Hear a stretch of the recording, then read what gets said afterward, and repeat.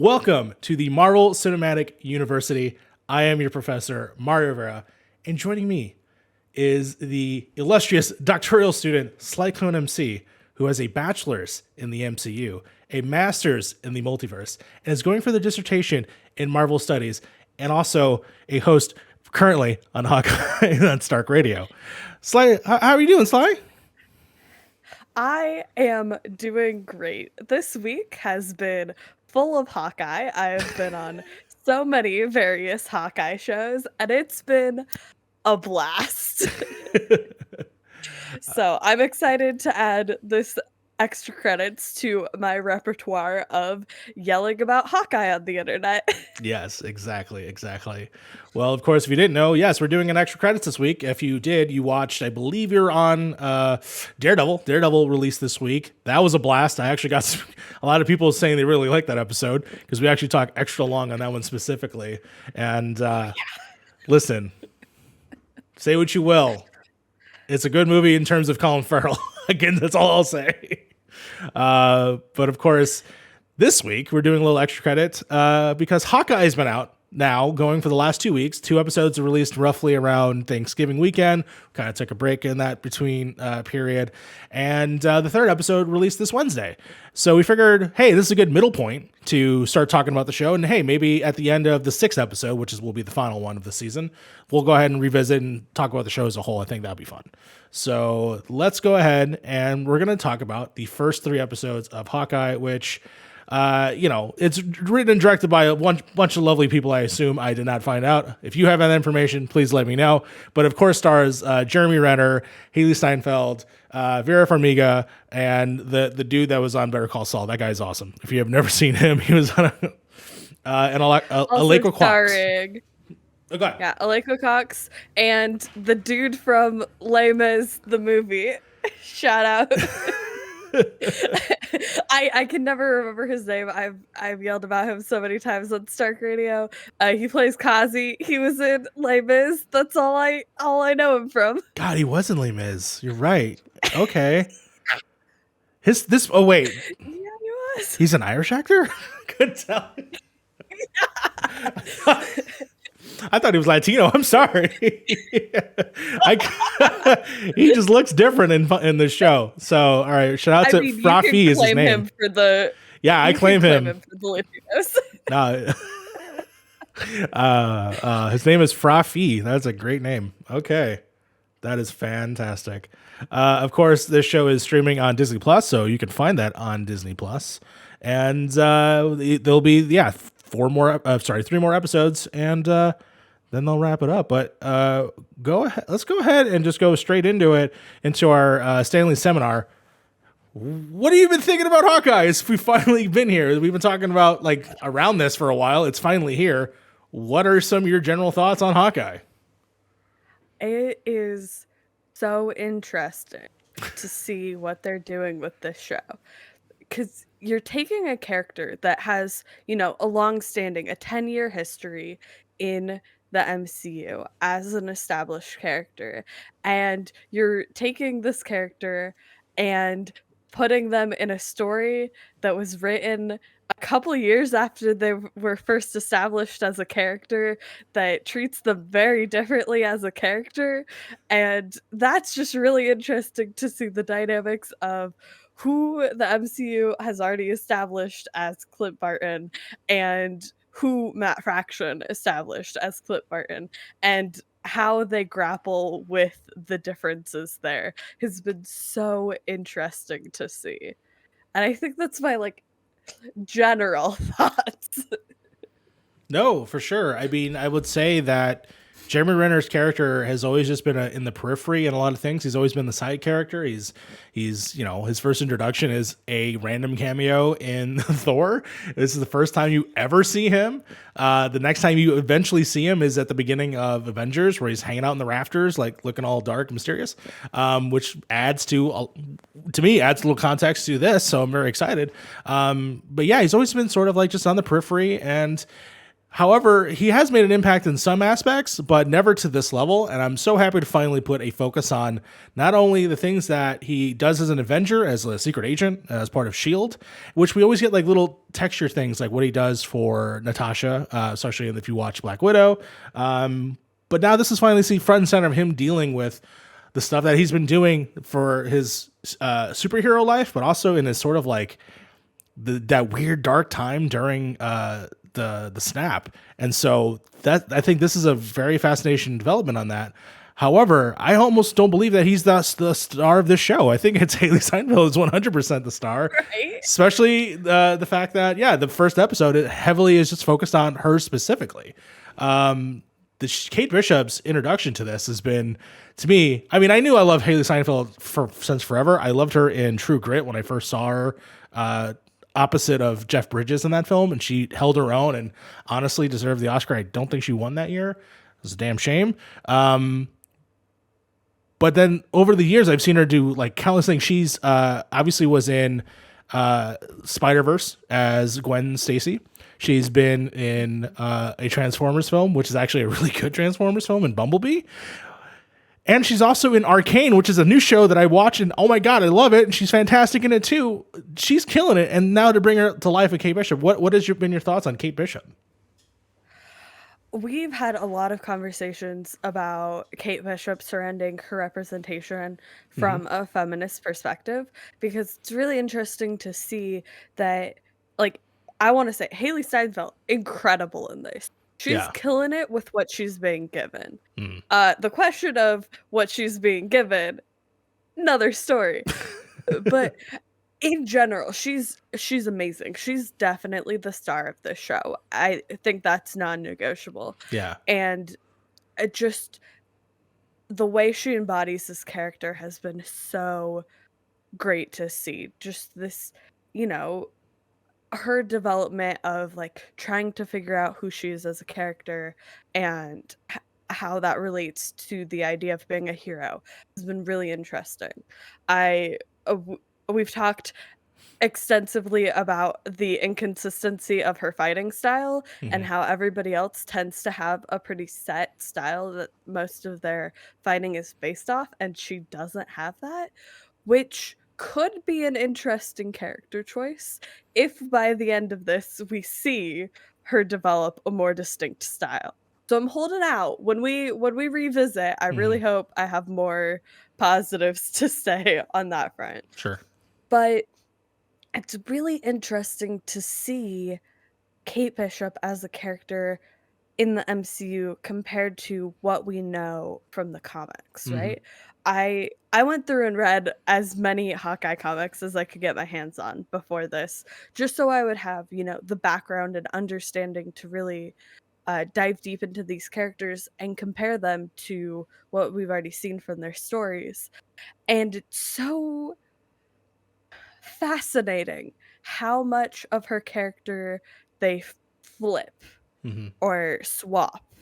And one thing that I've noticed a lot is, this series obviously is very heavily based on Matt Fraction's 2014 run, right? Which was one of the first comics I ever read. Of course, yourself and many other people recommend it so heavily. So it was one of the first like Marvel comics I dove into, and I absolutely loved it. It's really interesting to see them take Clint's character in that Mhm. story and kind of give it to Kate.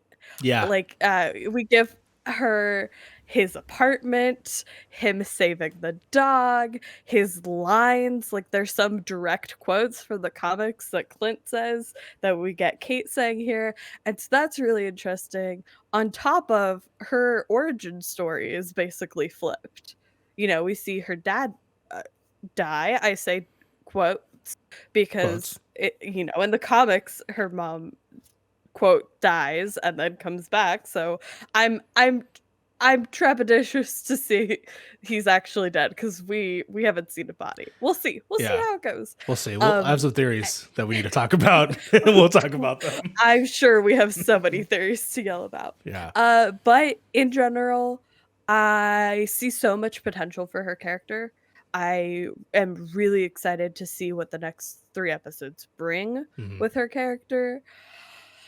And I hope in the future we get to see all of her bi boyfriends because she has never dated a single straight person ever in her life, and I love that for her. I almost wanted to ask you about that specifically because I mean, as much as I read that run, it's definitely been a while since I've read it. The only other major instance recently that I had of her, of course, was the Avengers Marvel video game, where she is introduced, Yeah. which is awesome. She's one of my favorite characters to play as, better than Spider-Man. I love her story in that game. Yeah, exactly. I did find it interesting, and again, it's like I don't know if it's with subtle storytelling because, and I'm so happy there's nothing like this. You know, they could easily go the cheesy route of like a boyfriend in the background, and so far there's nothing like that. However, I do want to say it was an interesting choice. And we're gonna go full spoilers for on it. I'll say right now, we both recommend the show. I'm having a blast. I would say if you love Yeah, Christmas, this definitely is a check 'em Christmas out. show. It's awesome. So definitely check it out. But we're gonna definitely dive in deeper on certain things.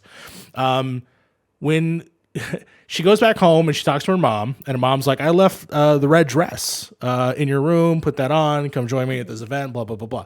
She And doesn't. she puts on the smoking hot suit. Oh Absolutely. my god. Yeah, and I was like, that was an interesting choice. She So bodied that suit. Oh my yeah. gosh. So good. And I was like, is this their subtle like sting of like this character of just sort of like this fluidity of gender? And I was curious about that because I don't like I'm not like, as you bring up, she's had non-straight boyfriends. I like the fact that like it's sort of like it answers a question, but it's ambiguous enough, or it's just like she's who she is, and I do enjoy that. I don't. What was your idea of that choice? I loved that. I love that they didn't try to make it a statement. Mm-hmm. They are not commenting on it.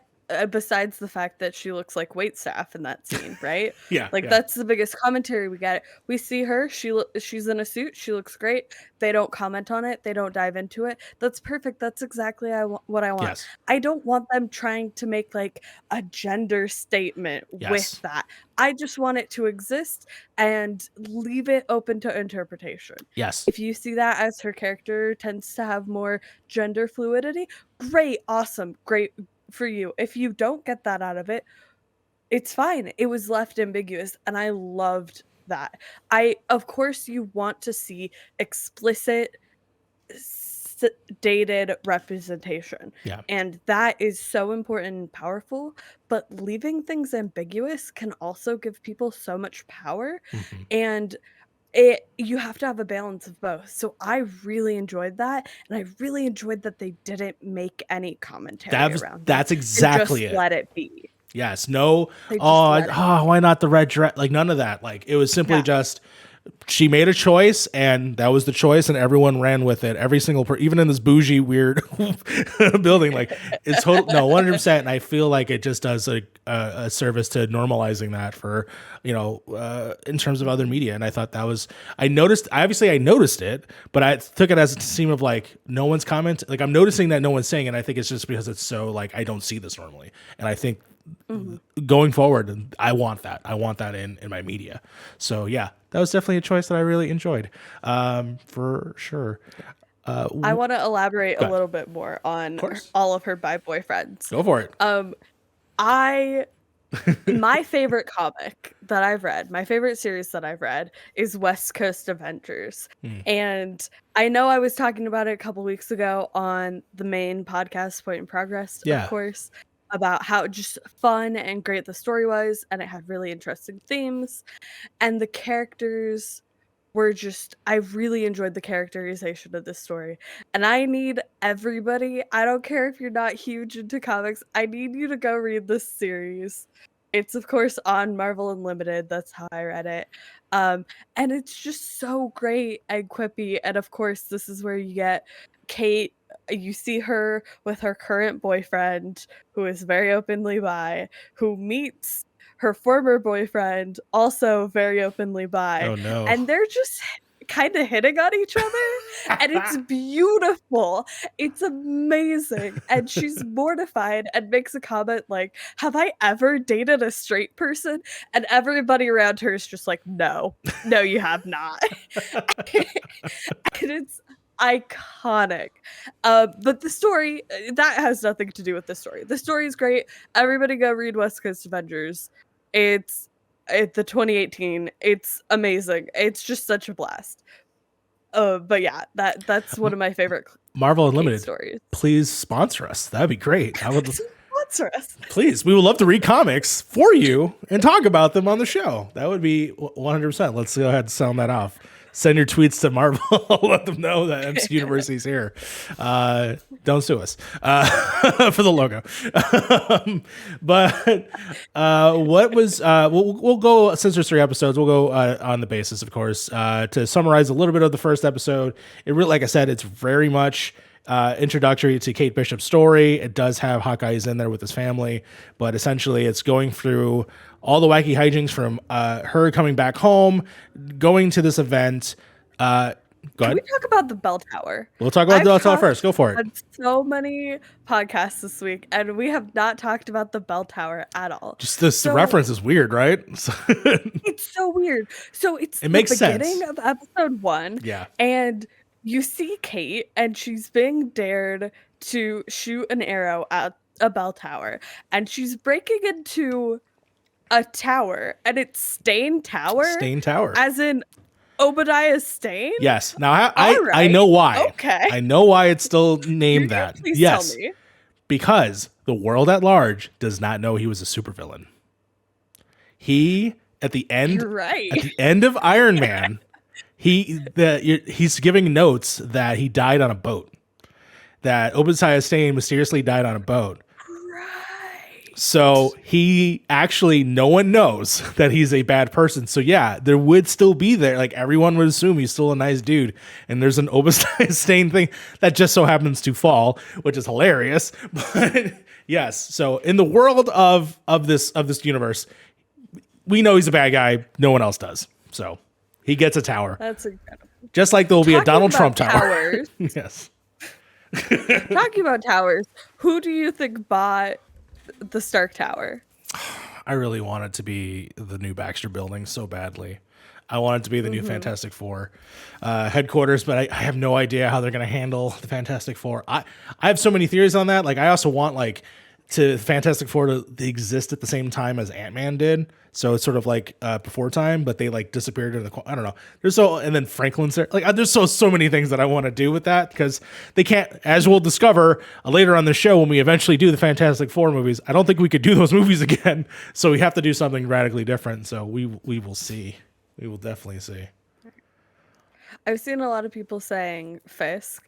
But what I want in my heart of hearts is I want Justin Hammer to have bought it as a declaration of love to Tony Stark. Because we know he has a crush on Tony, 100%. right? That's so obvious. So I want Justin Hammer to have bought it as a show of his love for Tony. I would love that. I'd love for him to get out of prison headcanon and just buy the tower. I would love that. That'd be such a oh my god, that'd be one of those back in the day when everyone got mad at the Mandarin thing of it being such a swerve, was who bought the tower, and you look up, it's Justin Hammer's name on it.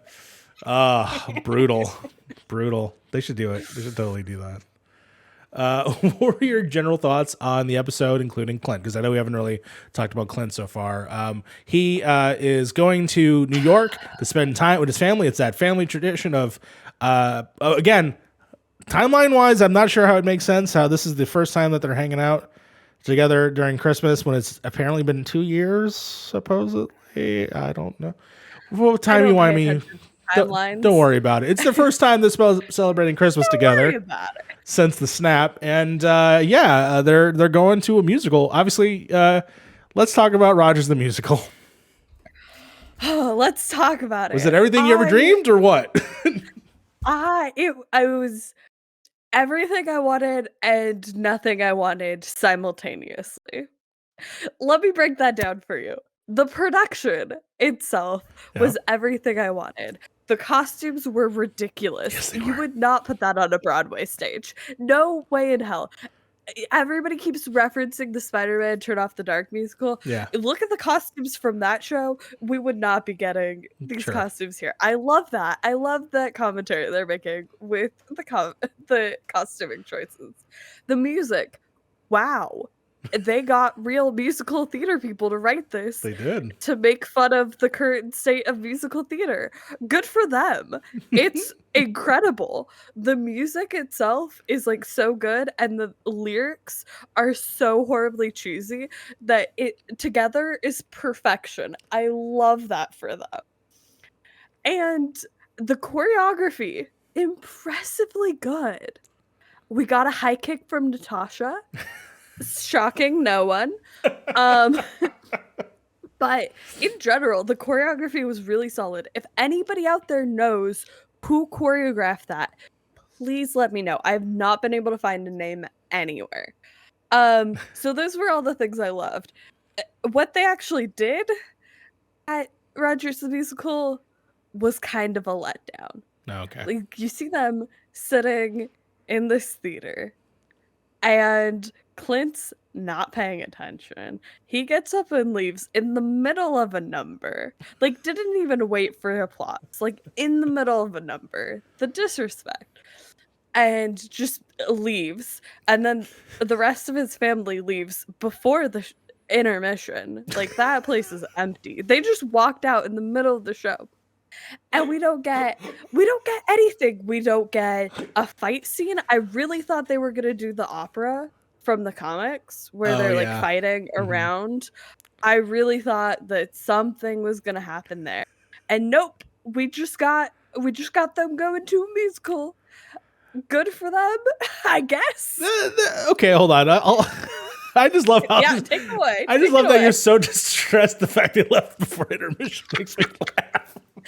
That's me. I mean, yes, that happened, but also I felt he was having a moment. He was having a moment in there when he saw Natasha. Could have waited until the number finished and, you know, people are clapping and walk out, get out. I totally understand that. I understand them wanting to leave at intermission. Totally fine. But he left before the number ended Yes. and before the act ended. People are acting on stage and you're just walking out. I agree with you. However, what I believe the scene is trying to communicate is his sort of distress of the loss of a friend. And obviously he's seeing something that he's actually lived through. And to see Natasha in this way, and then for him to leave just like totally distraught. And I thought at least that set up. Sorry, I'm reeling from everything we just said. You're not wrong. That's the thing. You're completely correct.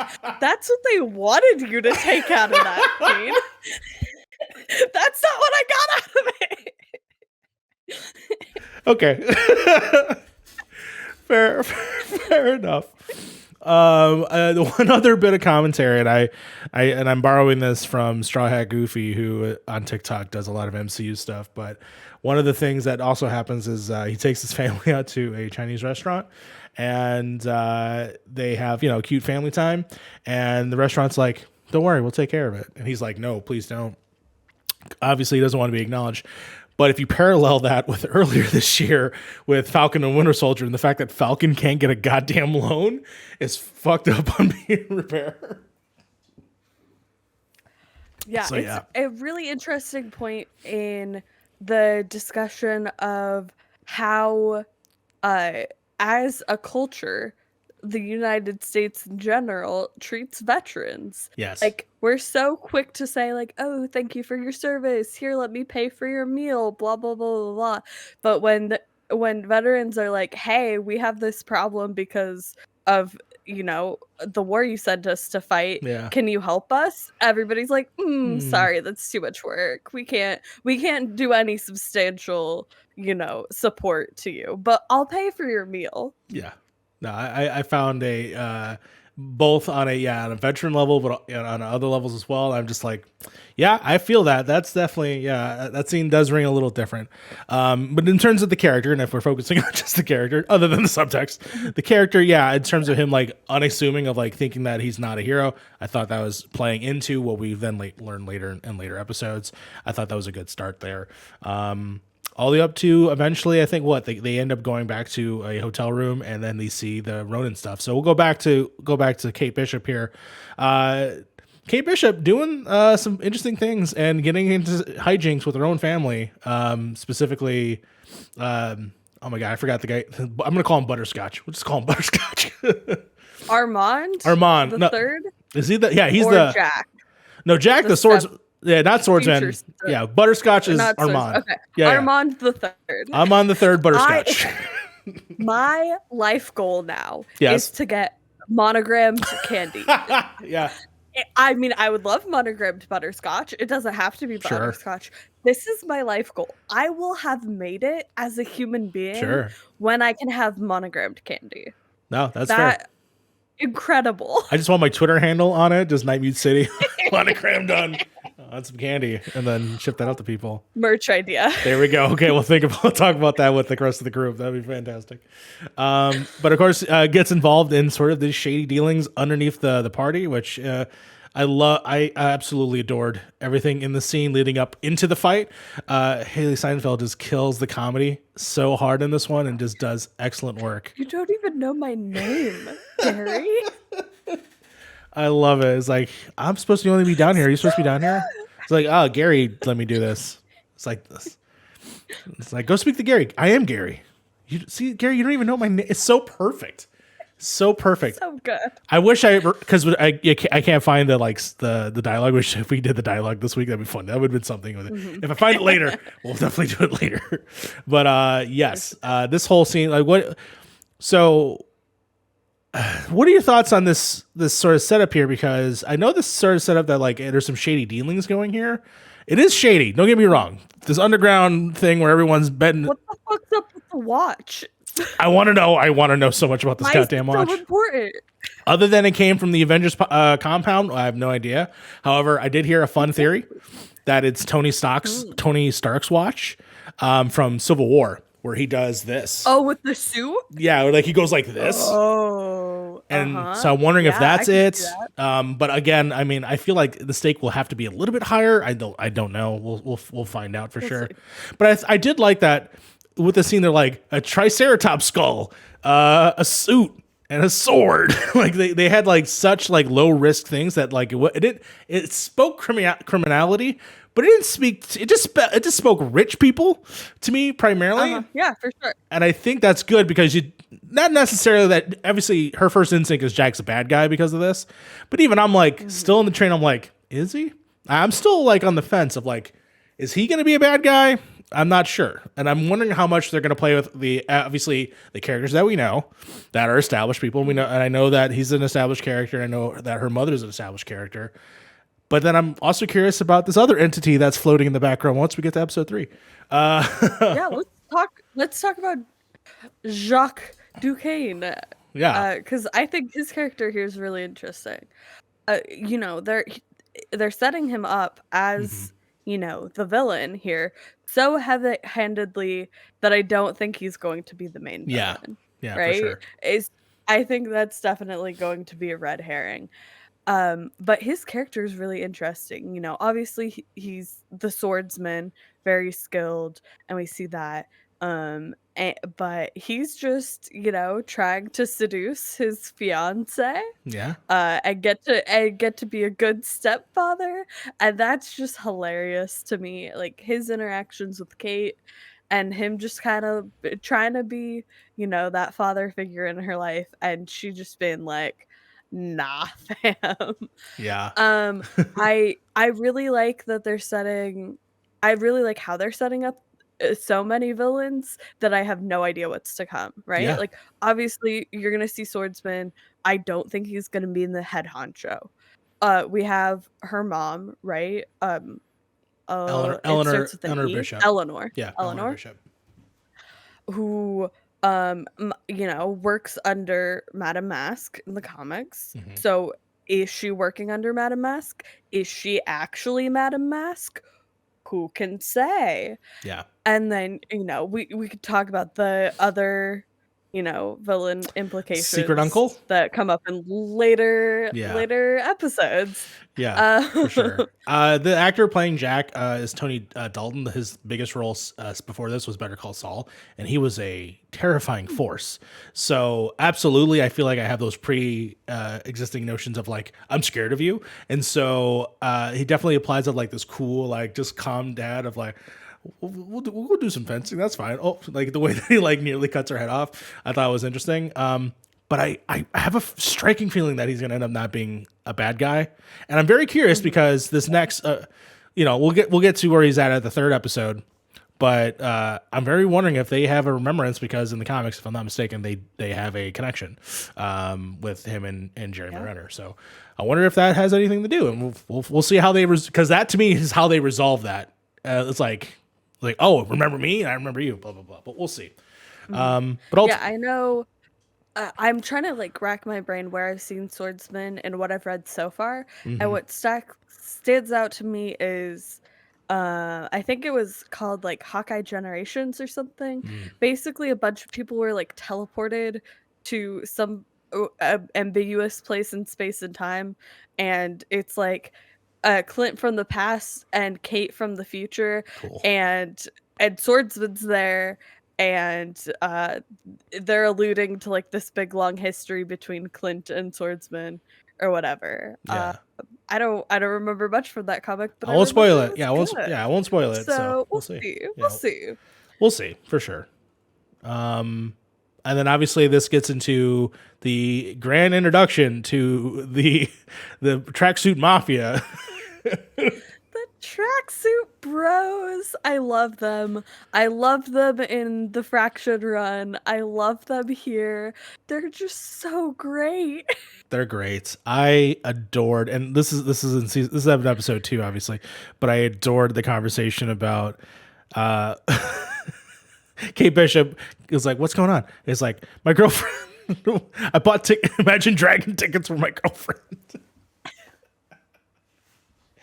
And the conversation where she's like, "Well, you should really talk about how that gift was more for you and not for your girlfriend." Yes. Yes. So good. So good. It's like, no, I Oh, love so Imagine good. Dragons, which is hilarious because I've been watching Arcane and the theme song is Imagine Dragons. So I've been hearing Imagine Dragons for like a whole. Double Oh tie-in. my God. It was so Love funny. I that. laughed so hard. I was like, I really like that song. I can't wait for them to be at the Game Awards. Anyways, Do you have any so last thoughts about episode 1? well, other than the fact that we got introduced to Tracksuit Mafia and the fact that she now has the Ronin suit and causing problems, that's going to be introduced obviously in the major issue in 2.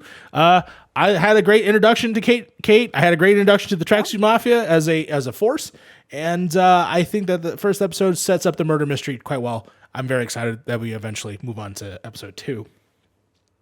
Yeah, I've been talking about how I want more murder mysteries, Yes, and we're getting it. That's so exciting. on Christmas. I So excited. Yeah, it's so good. I think it came up with the what if when we did the, what was that, like episode 3 where it was the murder mystery kind of Yes. episode, hmm and hmm I loved that episode so much. It was so fun. And to get another one so soon after is just so exciting to me. I love this. So good. I just love the trope of a murder mystery, and seeing it with superheroes is so fun. It is so fun, and I love there's actually even a tease of what if in the show, and I'll talk about that in episode 3. But yeah, episode 2, of course, is if I'm not mistaken, Clint finds. Oh yeah, this is episode 2. Clint finds Kate Bishop wearing the Ronin suits. He goes then to her apartment, which, of course, they're being followed by the Tracksuit Mafia. Sees Kate's name on the door, knows immediately that she is Ronin, and all hell breaks loose. And my favorite GIF of the favorite shot of the commercial was him breaking the glass, grabbing the bottle, and throwing it back. I'm glad that had somewhat of a payoff, but That was a again. great scene. Like you said earlier, good sort of flip on the sort of apartment building with Kate Bishop. This is Mm-hmm. her sort of her place. And I found that a nice little touch. The fact that, yeah, that they got really burnt up there. However, it leads to, I think, one of the interesting additions to this show, which it didn't fit the theme of Christmas, but hey, we're talking about it. Apparently, the Ronin suit gets left there, and then a firefighter takes it. We're talking about the LARPing, eh? That's Yeah. what we're diving into. We're diving into the LARPing now. Let's talk about the LARPing. Let's talk about the LARPing. Yeah. One very valid point that was brought up by Ruben on, of course, my episode of Marvel Mondays for Hawkeye was that there is not enough snow in Central Park for New York in For sure. December. For sure. Where's the snow? Yeah. What were your thoughts on the LARPing? I mean, I think overall I end up enjoying it for what the scene means. I just do think that it's such a left turn for your show to do, especially when it already has this murder mystery element, and then it also has this Christmas theme that I figured that would fit more. And somehow, like, what if, it'd be funny if it was Christmas. I don't know if it was a Christmas party or something like that, or like, I don't, or a convention or something. I don't know. Like, I think that would have made more sense. Or hey, if it was like they're walking past people, I think in Times Square or something like that, and then they make the joke about Katniss Everdeen, which I thought was funny. Like, I think it could have easily been that. Yeah, it was really interesting that it was like medieval Yes. LARP, And then this ninja. The suit was the superhero ninja Yeah. suit. Yeah. Well, super villain, I guess. I don't know. It was a ninja suit. Yes. It did not fit No. in the theme of the LARP, so that was a choice. And I like the idea. I like that they include this. It was fun. It lifted the tone of the episode. It was just a smidge too long. Yeah, I agree. Just a smidge. It went on too long where I was like, is this really all you're going to offer this episode? But I liked the idea. I liked the concept. I wasn't a fan of the execution. Yeah. Yes. I agree. I think that in any other instance where I think this could make sense, it probably would have been great, but I just, for some reason, the inclusion here just fell off. But I'm glad that there's the elements there I thought were cool. Like, I loved when they're like, he has to fight his way to the ninja, and he's just sort of like nonchalantly just like just tapping people and like doing all that. And I thought that was a lot of fun. The resonance of what the scene is supposed to be, obviously, is to convey that Hawkeye can provide hope for people. Oh, and the one thing we skipped, by the way, in episode 1. Let's talk about this selling inspiration line. Yes, exactly. 100%. Go ahead, bring that up. And then we'll talk about, because let's go back to 2012 after that. We forgot about that. Yeah, so we see in both episode 2 when they're walking down the street and episode 3 where they're in the diner, right? And Kate's talking about this idea of branding and who Clint is. And we see this really interesting, Kate, 22 years old, all about like image, marketing, social media, that kind of thing. And Clint being like, I'm a secret agent. My job is to be invisible. Yes. But also being on this team that inspires hope, that's selling inspiration, that people, kids are looking up to. And so he's having to battle with these two different identities he has, right? His, special agent or secret agent Barton and Hawkeye. And that's really interesting. And to see Kate being like, this is her hero, the person she idolizes, looks up to, spent her whole life trying to be, saying, my job is to be in the shadows. Nobody looks up to me. I don't want people to know who I am. Is such an interesting dynamic here. Yeah, and then with the arbiter of like the Ronin era of him feeling not worthy because of the things that he's done and the things catching up to him, like the Tracksuit Mafia and Echo as well. That to me I found very interesting with that character specifically. And to go back with the Hope thing and to bring back to 2012, which by the way, holy shit, I was so cool to see from a different perspective the first Avengers movie from her as a child, because yeah, you see something like that, you're totally changed forever. And to watch Hawkeye do that infamous move of him doing the fall down, which they replicate in the third episode, was so cool to see from a total brother perspective. So absolutely, found all of this stuff of inspiration and hope. And there's little pieces here, like that's obviously a part of it. Then there's the dinner is another thing, a part of it. The LARP guy's another part of it. It's all these reinforcements of like Hawkeye does bring hope to people. He just doesn't see it, and I hope that the show continues to go down that road specifically.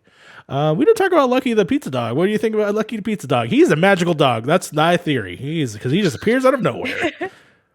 I love Lucky. I love Lucky in the comics. I love the comic.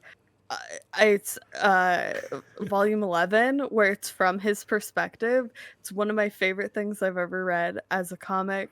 It's great. I love that he's here.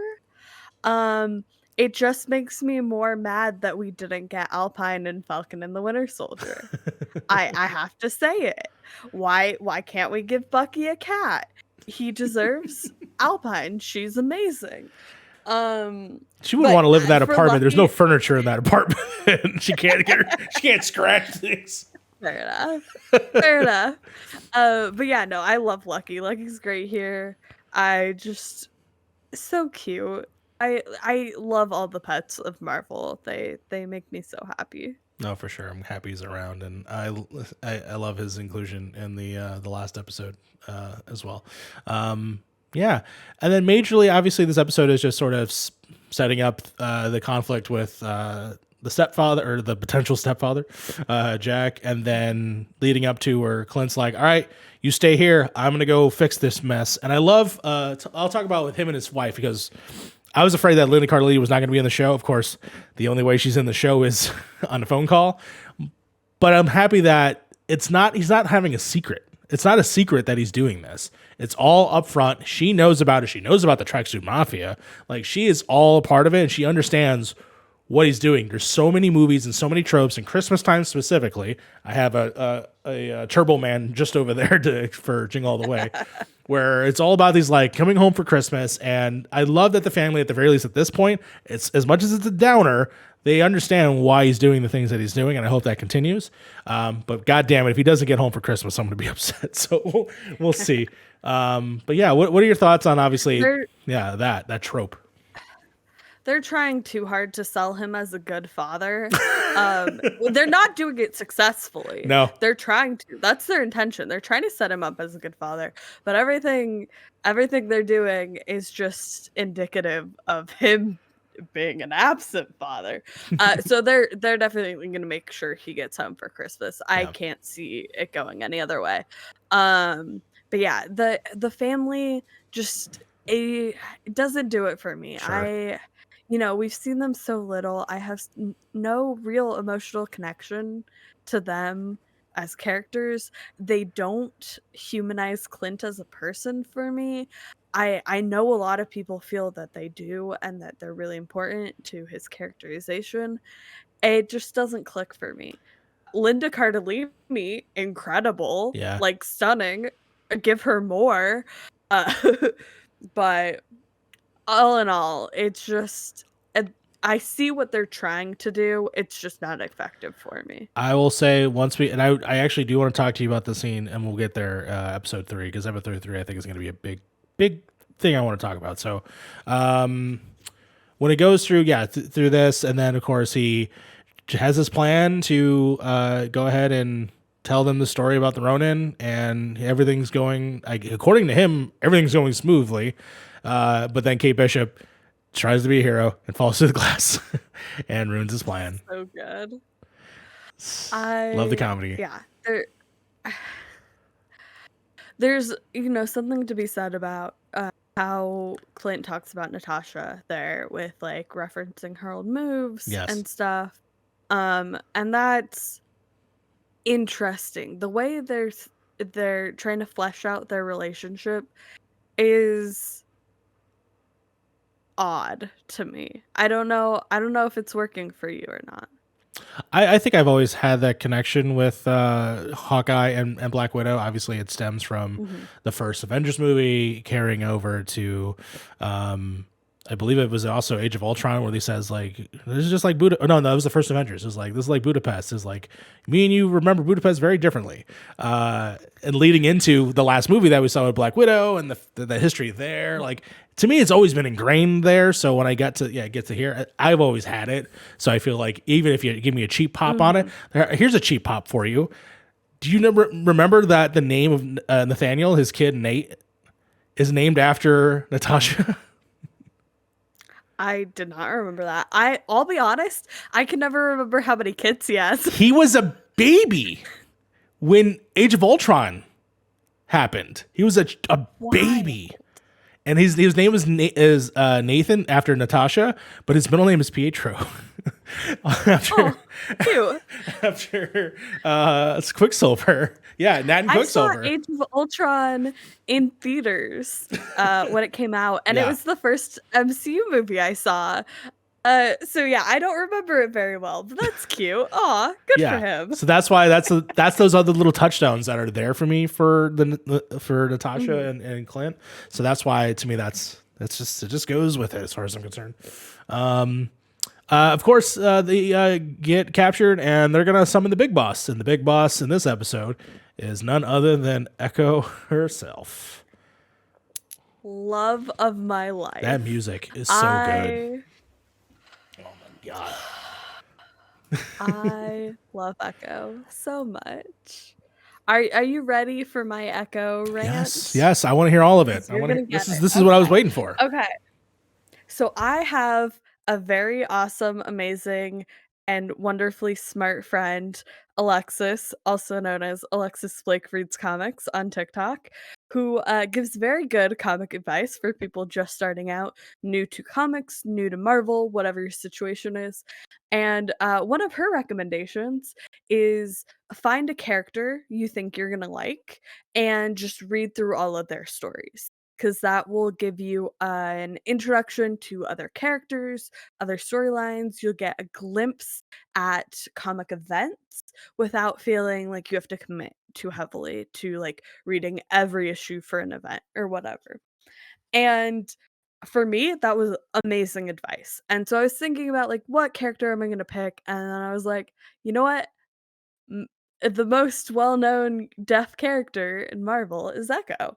So, I read every comic on Marvel Unlimited that has Echo in it, every single one, and that was my introduction to Marvel Comics. That was my introduction to Echo as a character, and it really just solidified my love for this character, and seeing her brought to life by a amazingly talented deaf plus indigenous actor is just the icing on the cake.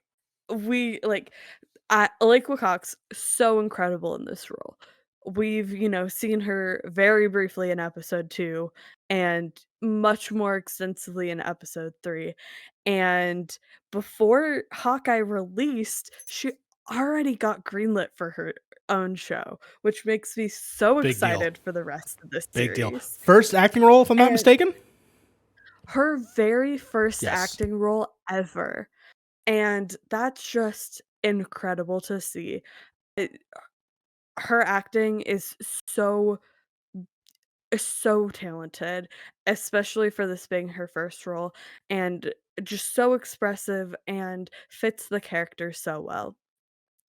And having a deaf character in this show is just so amazing with a strong family tie. We see her father signs, her father's working on, doing his best to get her into a deaf school, immersing her in the language, the culture, that you don't see that often. And to have that representation is so powerful. And for Marvel to now have two deaf characters in their canon, and for them both to be women of color is mind blowing. The fact that we have Lauren Ridloff as Makari already, and now we're seeing Lakewa Cox as Maya Lopez, who is a deaf plus, so she's deaf, and she's also an amputee, which they incorporate into her character's storyline. Is just so great. Is how they handle her character perfect? No. Um, Mhm. but in general, they did a great job with it. Um, okay, I will say how they're handling her character with the story so far has been excellent. I have no complaints so far.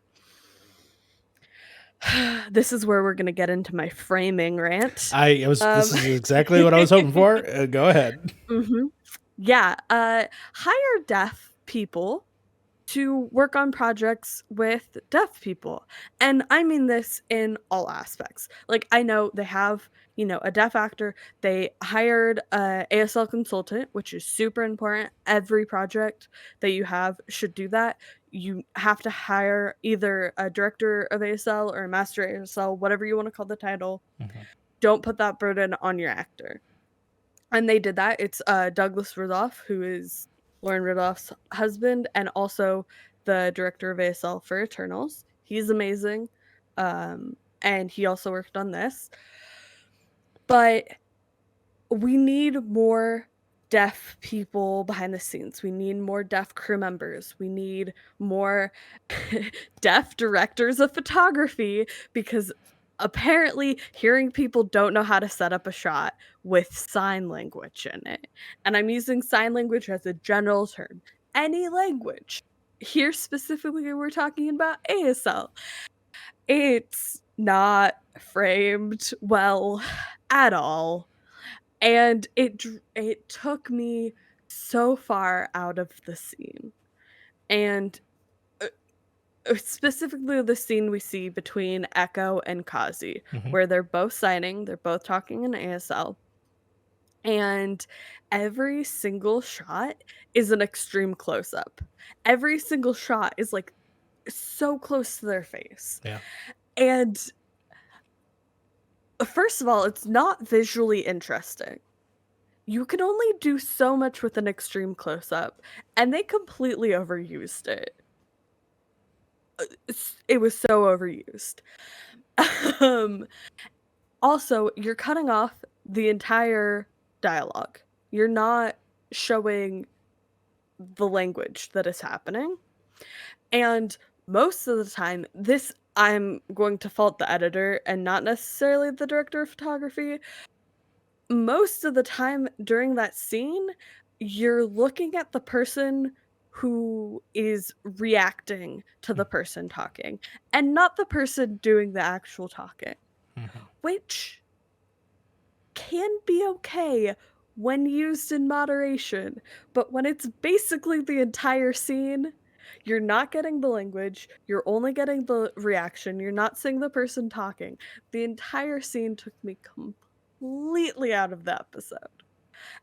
And it's just so frustrating because that was the one scene that was, like, full ASL. That Mhm. was the one scene that I had a chance of having full access without having to rely on English, and you took that away from your audience.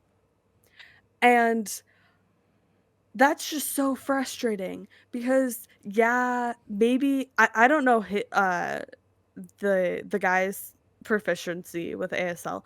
It looked pretty decent. It looked Kazi. solid. It looked like it would be pretty clear and understandable. I don't know if they were trying to hide his, but her expressive skill is excellent. We don't need to cut off her signing.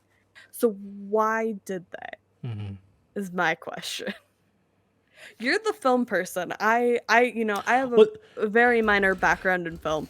Do you have any thoughts on how they set up these shots, how they edited it? so the thing is though, and you having that perspective that like that wouldn't have crossed my mind. And that's because I don't see the world in those ways, and therefore everything to me is like, yeah, this looks great, but when it comes to someone that needs to understand what's being portrayed on screen, and if you can't articulate that in a way that is honestly, and I get it. If you have to sacrifice mise en scène to get the point across, you have to sacrifice mise en scène. But you have to make sure that your audience is being here. And if you are obviously, doing a language for a specific audience, like the one scene that I thought was, and again, if it's a detractor for the actual language of ASL, was when you don't hear Hawkeye say Natasha or Black Widow, but you see Kazi do the sign, like the close up of it. It just says Black Widow. Visually, to me, that looks good, but I don't know if that is actually visually communicative to the person that needs that. So if it's not, For the most part, for the most part, I don't remember how much of his face was in frame. I really think it's a close up like this. Like I think it's like Yeah, down so here, like so that's the problem. I thought it was just mostly chest, and part of the grammar of ASL is your face. got it. And so His we face was not in rely that shot. on Yeah, yeah, we rely on eyebrows and mouth shapes to eyebrows tell you what the sentence type gotcha. is. It's grammar. Mouth shapes indicate shape or size or distance. So these are important things to include. I really enjoy the sign, her sign name. I really like that. And if it's just one sign, the way they did, I'm not gonna say you have to have his face in it. Sure. Like I get that. That stylistically makes sense.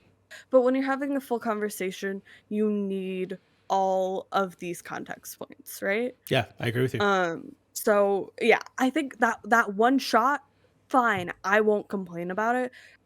It's just like the bigger conversation that Yeah, I and even the really follow had up a problem conversation too. Yeah, yeah. with.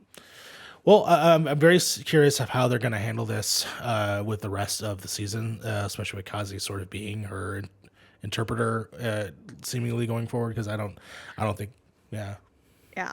I love Kazi as a character. I mean, I don't know he's much about him so far, but totally so far different. he's great. He's totally different, right? Because I heard he was a clown character. Yeah, I don't know much about his comic Yeah. character. I know he's the clown, but I don't know Well, the only, what they're gonna do with that. yeah, again, I don't know if they're just gonna not even do it, but from what I understand, he's actually the reason why he puts an arrow through Hawkeye's ear, and that's what causes him. So Interesting. I don't know. I don't think they'll go that that route with this. Okay, obviously the scene itself in context of like the presentation was not there for you. In terms of the context of what was the conversation between her and Clint being someone who is that's what I was like. Oh yeah. Yeah, What is your let's thoughts on talk that about it. specifically? Because that to me was like interesting, and I wanted to know what your opinion on if you agree with Echo or as someone who uses it.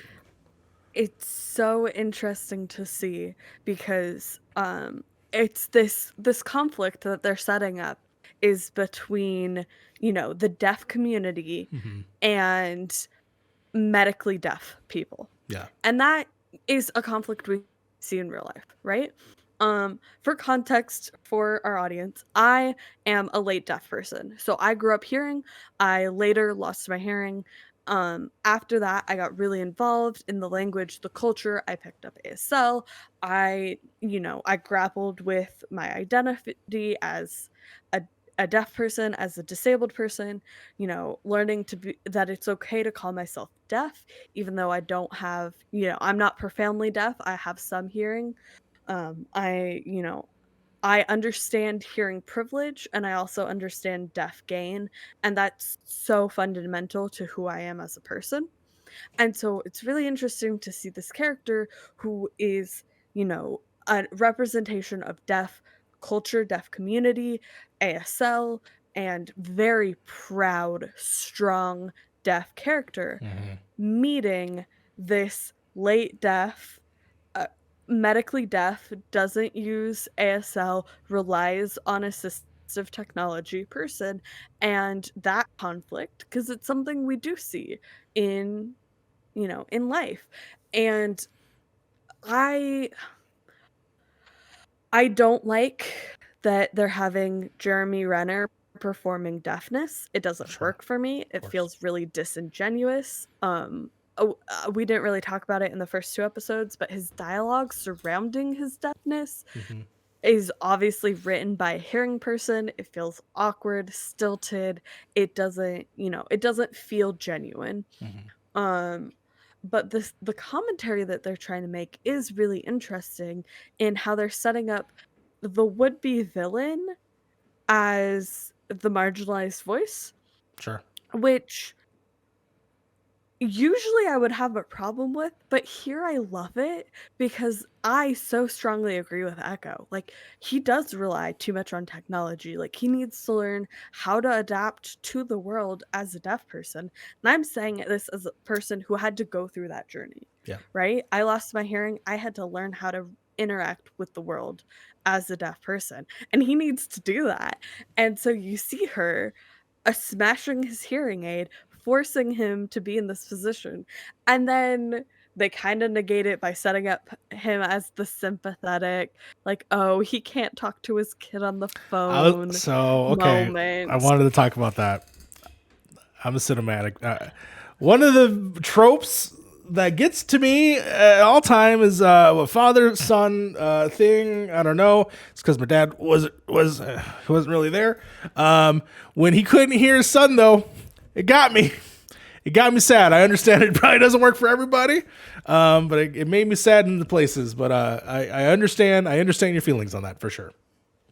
I'm like, I know why they set it up like that, and they're trying to make him the sympathetic character. And I was like, yeah, I can't talk on the phone either. You figure out how to communicate with people.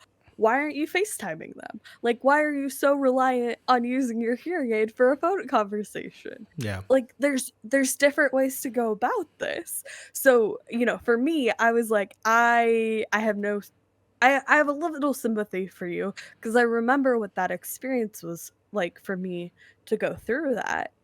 But I know how much better my life is now having gone through that, and how much, embracing my deafness made my life so much better. Like, I'm very proud to be deaf. I would not be hearing if I had the choice for the life of me. And so that to me was so funny that I know that's not what you're supposed to get out of that scene, Yeah. that hearing audiences are very much going to see that as, oh, poor Clint, like they're taking this away from him. Sure. And I was just like, it's a kick in the right direction. I will hope. Well, I will hope that this character will learn to not have to rely on those things, and yes, grow in that Right. aspect as well as all the aspects I think they're setting up. So yes, I do agree. But Yeah. in general, I wish they didn't make Jeremy Renner's Clint to deaf. I Sure. did not need that.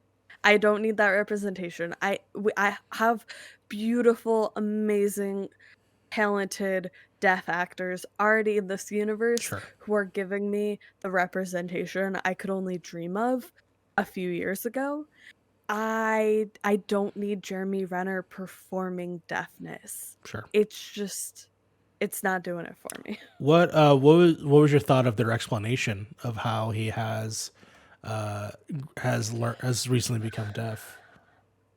It makes sense. Yeah. Repetitive trauma Yeah. is going to degrade your hearing. They're so inconsistent with how much hearing he's lost, Sure.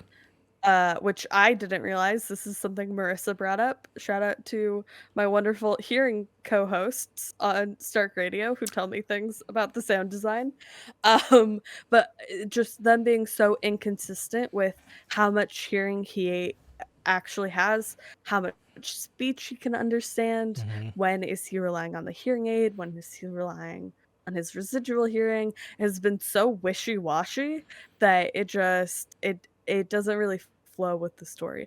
But yeah, he was around a lot of explosions very close to his head. Makes sense. You're gonna lose your hearing that Okay. Yeah. Yeah. way. Okay. I was hoping that that wasn't going to be something where it would be like, that's just too quick of an answer. But I do like, I thoroughly was like, yeah, he did go through some shit in the last several years. It does sound definitively it was probably Endgame that kicked it over. But yeah, no, definitely. Yeah.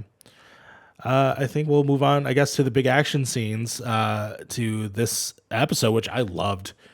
Illegal Quox's fighting style and the way that she. Well, Oh, let's talk about her intro as well, because her fighting style starts there. The way that she has that conversation with her father, and the father's like, you have to, you have to look and see things, and then you see her looking at the fight scene and watching his stance, and then knows how to dominate him and just pushes him to the ground in the karate scene. if you So want good. really insightful commentary on how unrealistic that fighting scene Oh was, go no. check out Stark Radio, where Alexis breaks that down for us. I have no expertise about that, so Sure. I thought it was cool. I thought it was cool too. I'm I, sorry. right. I thought it was great. I thought it was a great character moment. Yeah. Apparently not at all realistic for that situation, but I liked it. I liked it too. I was like, this is fun. There's certain things I'm like, that's cool. What she does, yeah, some Right? pretty amazing moves, and then gets bested by Hawkeye when the arrows go. And thank God it wasn't like. I like that it went through her shirt. I thought that was cool. Okay, before we get to the final part of the action scene, and then I think we should wrap up the show. I did want to talk about Secret Uncle, and we're going to talk about this in a second. Yes. So at that fighting tournament, I guess the father wasn't going to be able to pick her up, and so her uncle was going to pick her up, and you see this hand come down, this pale hand, this blackjack, and you hear a laugh, and I'm like, you smart, smart motherfucker. No way, no way you're doing this. Are you teasing me? Yeah. You can't be doing this. And so, what was your thoughts on Secret Uncle number 1? I thought it was really great. Of course, Echo, her backstory in the comics is her father was working under Wilson Fisk, under Kingpin, Yes. passes away, and Echo Maya becomes, Fisk's ward basically, and trains, studies under him. And that's a really interesting character choice until, she finds out the truth about what happens with her father. I hope they explore that here. Are my question is, are they making Kingpin the villain for this series or for the next thing? Because I could very well see him not being the main villain in the show.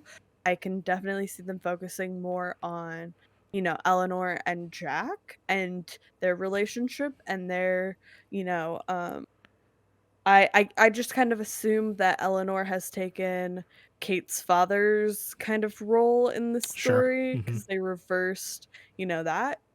So what we could see from that, I think, would be very interesting. But also this hint of Kingpin for the next thing, I think that would be a really interesting setup. Yes. I could also see them just making him the villain in this, and we'll see. I don't know. Yeah, I think at least at the very least setting it up for the Echo show for sure.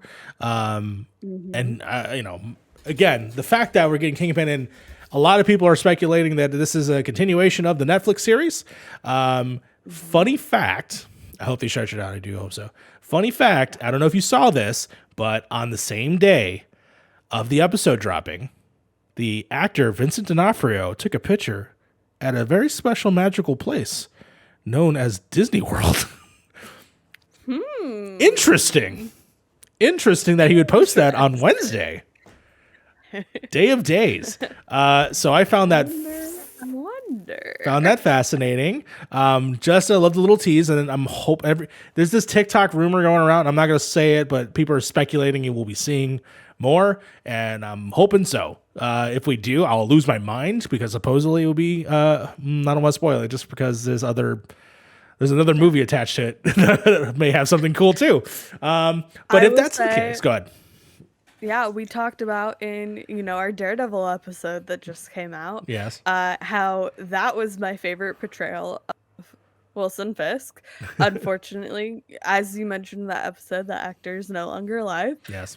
So definitely can't be him. No. Very sad. But if we have him as more Wilson Fisk, I will take the Netflix Wilson Take Fisk, Vincent D'Onofrio. because he's great in those shows. Yes. Yeah, I really enjoy his performance in those, and I'm never gonna be mad about more of those characters coming over to more projects. And I mean, I have no faith that this is like, I know that everyone's like, oh, they're going to make a Daredevil TV show. I'm like, Daredevil could be a supporting character in Echo show.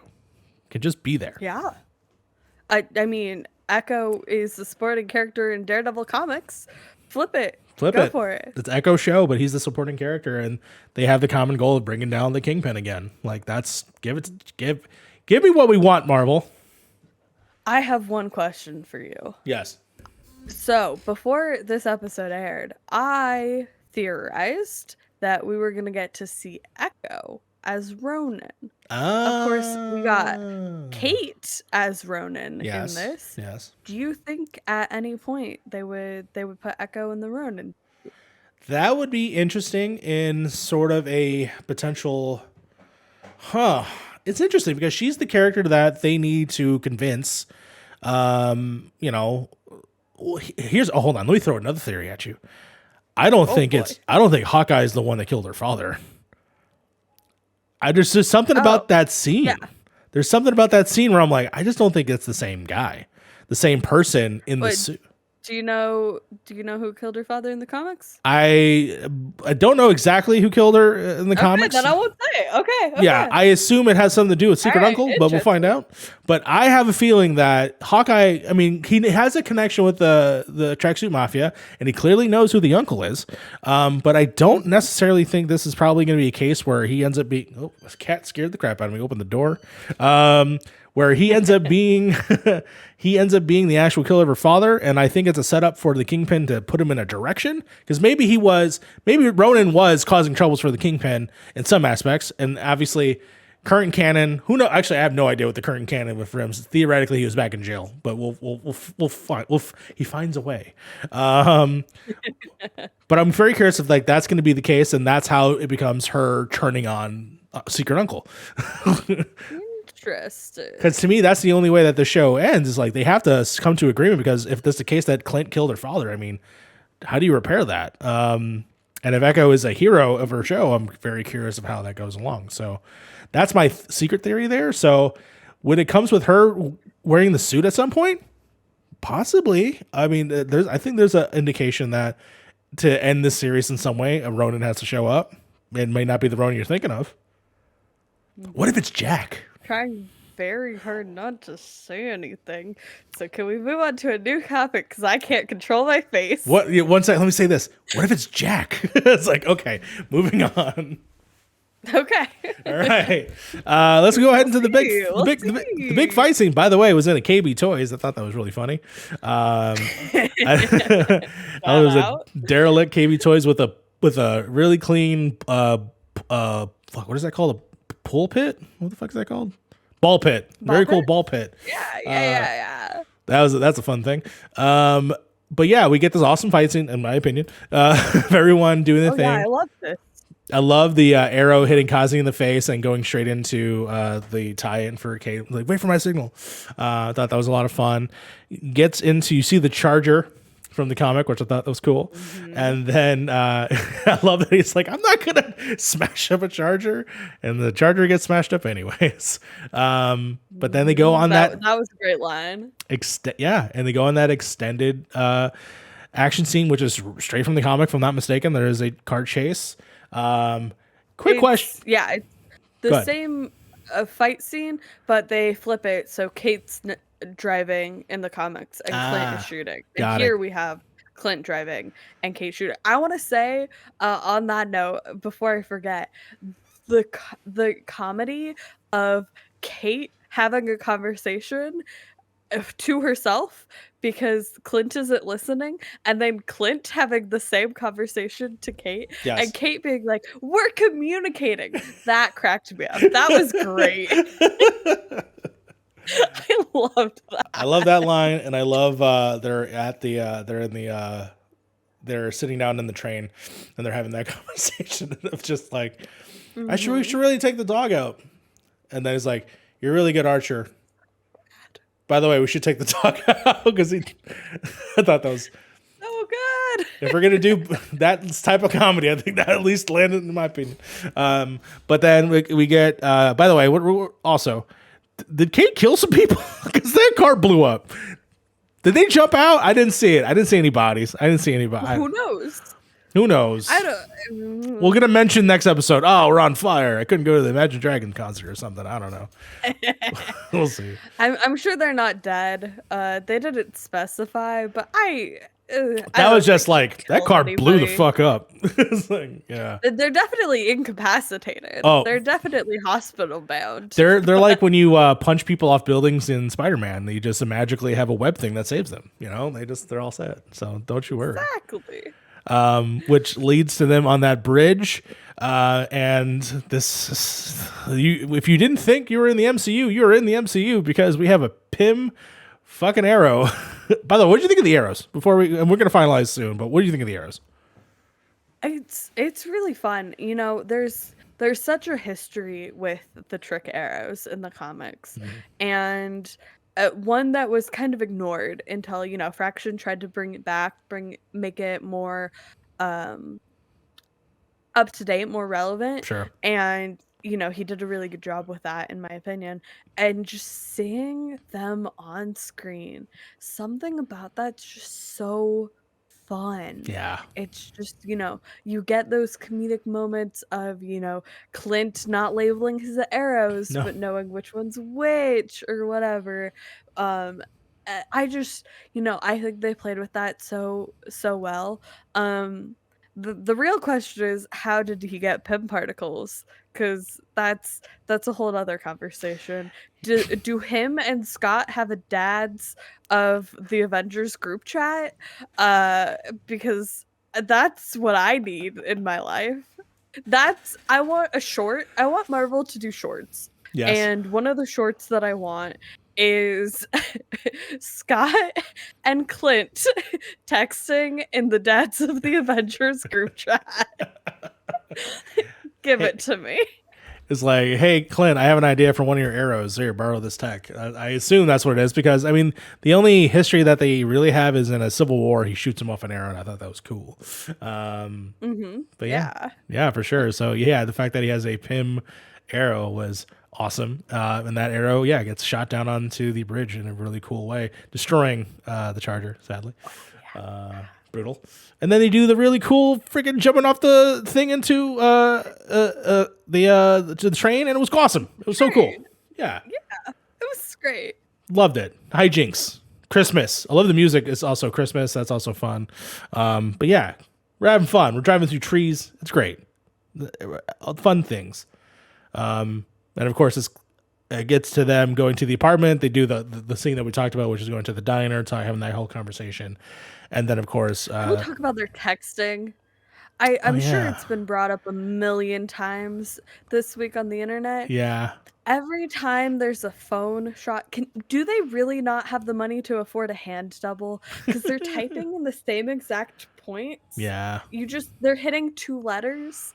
And it really took me out of it. Yeah. I've seen several TikToks about that. Crafty Game Related brings up the purple goo. That was my favorite arrow. The GAC. But yeah, no, 100%. I agree with you. It's their texting is real poor. $1 million show. Woo-hoo. They can't text for shit in that show. And then, of course, they are setting up this. They're tying back around to this murder mystery story, and they're going back to Kate's house, which is fancy. And I love that Clint's like, "Man, I'm in the wrong business," because that house is really nice. Mm-hmm. And while Kate finds out that Kazi is actually a client of her mother, Clint is skulking through the house, and he runs into Jack, and there's a sword in his throat. And that's how the episode ends. The Ronin sword at his throat. Is it the Ronin sword? I didn't even see that. Yeah, that's it's awesome. sword. That's cool. The fact that, Because he stole it at the auction. No, I know that. The fact that he just reveals it like that's interesting. Because, again, it plays with that. Is he a bad guy? Is he not? I mean, he could just be like, I bought this at an auction, whatever. But yeah, we'll see. We're going to see. But yeah, that's the end of the first 3 episodes of the Hawkeye show. Overall, what are your thoughts and what are your aspirations for hopefully the end of the season? Mm-hmm. Yeah, definitely much more positive. After episode 3, I would say I'm not usually a big rankings person, but I think so far my ranking would be episode 3, episode 1, episode 2. I agree. 2 just was a little slow for me, didn't really hit. I'm excited to see more of the murder mystery. I'm excited to see more of the themes of them setting up red herrings, who killed who, Hmm. because they're obviously pushing very strong for, certain people to have killed the two main dead people we have so far. Um, and I'm excited to see who actually they're setting up to be those people.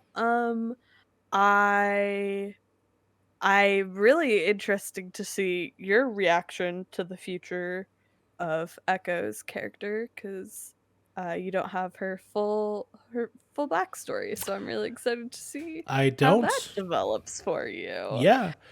I will say, I mean, in the small few sections of this episode where we got to explore a character, I immediately found a connection with, like I told you, I'm a sucker for dad stories and their daughters, or dads with their sons, and this was another one of those. You're gonna kick me in the teeth because I really love their talk about dragons and hawks, and that was cute.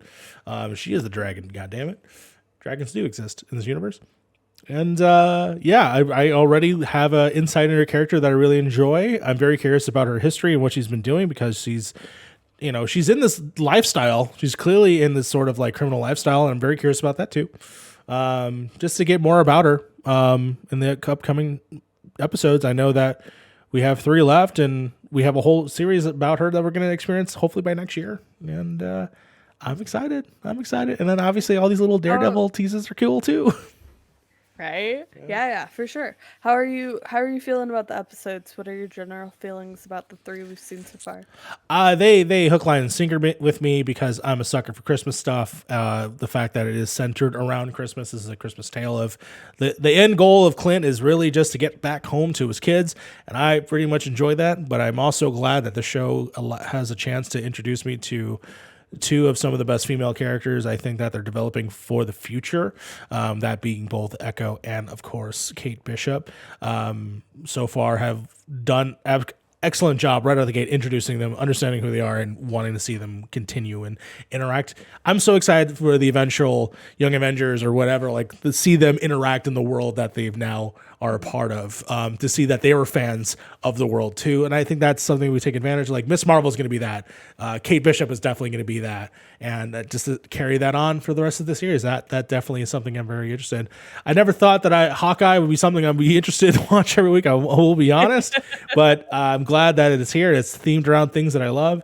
And I can't wait for it to continue and to continue to surprise me and move on to a whole new direction. I assume if he ever do a season 2, hey, maybe Clint is retired now, and now it's Kate's show. And I'd be totally okay with that too. Yeah, give it to Clay. I There's so many possibilities for where these characters could go in Hmm. like the grand scheme of things. Obviously, I don't think we're gonna get like new Avengers Not because right we're away, at kind of least. past that already. Yeah. Yeah, and so but we could get West Coast Avengers, we could get Young Avengers. There's so many possibilities for who they could set up. And I'm excited to see where they start to lean so I know where to dive into comics next. Exactly. Exactly. But yeah, in general, it's been a blast. Um, I Obviously we didn't cover all of my thoughts about these episodes, but there are a multitude of places where you can check out me talking about Hawkeye on the internet. One of which being Penultimate Conquest, of course, friends of the show, their Marvel Mondays episode, featuring moi. And of course, you can find me every week on Stark Radio, the Hawkeye after parties with Liz, Marissa, and Alexis. Go check out those conversations. We have games, we have rants as games, and there's a lot of awesome insight into, feminist perspectives.